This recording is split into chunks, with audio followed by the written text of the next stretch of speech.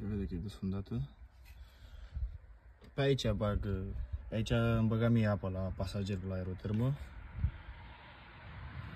Așa. Aici era calculatorul care stătea în apă. Când ploua, tot canalul ăsta se umplea cu apă. Și aici, în partea asta altă, am desfundat. Așa. Și am renunțat la porcările astea pentru că se îmbibă cu apă. Stau mereu pline de apă și ori îți ruginește aripa, ori îți înfundă, cum mi-a înfundat mie, scurgerea, dar nu prea se vede. Nu știu cum să fac, se vadă. Da.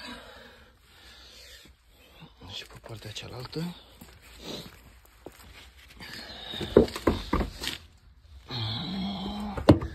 Se vede unde e gaura desfundată. Da, deci cel mai bine să renunțați la porcăriile alea.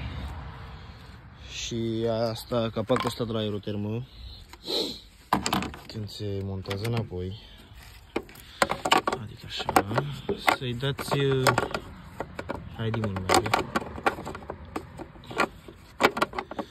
în fine, nu-i găsesc eu acum poziția, dar să-i dați pe marginea asta, pe aici, să-i dați, el a avut un material, un burete, dar s-a mâncat și nu o să mai tranșeze cum trebuie.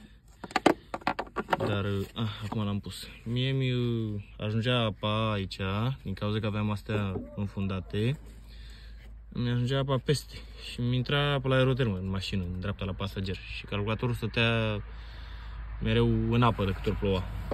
Bine, am avut noroi aici, deci noroi am avut, nu se vede cum a fost noroi.